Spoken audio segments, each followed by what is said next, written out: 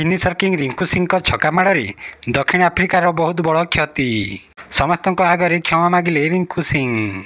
हाँ दर्शक बंधु, भारत और दक्षिण आफ्रिका मध्य चली टी20 सीरीजर द्वितीय मैच रे रिंकू सिंह छक्का माड़े दक्षिण आफ्रिकार बहुत बड़ नुकसान होईची, जहाँफल रिंकू सिंह शेष में क्षमा मागिछंती।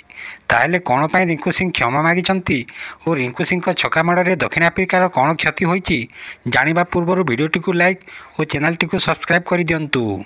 पाखरे थिबा बेल आइकन मध्य दबाइबा जमारू भूलंतु नहीं। टीम इंडिया जड़े उदीयमान युव तारक भावे उभा होइछंती रिंकू सिंह। गत किछि मैच रे से दमदार प्रदर्शन करी निज प्रतिभार परिचय देइछंती आउ दलर श्रेष्ठ फिनिशर भावे उभा होइछंती रिंकू सिंह। प्रथमे ऑस्ट्रेलिया विपक्ष टी20 सीरीज और वर्तमान दक्षिण आफ्रिका विपक्ष रे कमाल करुछंती रिंकू सिंह। अवश्य भारतीय दल द्वितीय टी20 मैच रे दक्षिण आफ्रिका ठारू परास्त होईची, किंतु रिंकू सिंह विस्फोरक अर्धशतक इनिंग्स खेली भरपूर मनोरंजन देइछंती। आउ मैच मझिरे रिंकू सिंह एभली कारनामा करथिले जहाँ परवर्ती समय तांकू क्षमा मागिबाकू पड़िची। निजर अर्धशतक इनिंग्स रे दुईटी विशाल छक्का लगाइथिले रिंकू सिंह मात्र 39 बॉल खेली 9टी चौका और 2टी छक्का सहायता 68 रन करथिले।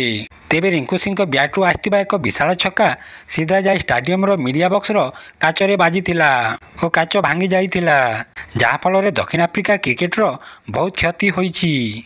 तेबे मैच पर यह नहीं प्रतिक्रिया रखिछंती रिंकू सिंह। बॉल बाजी काच भांगी थिबारु क्षमा भी मागिछंती।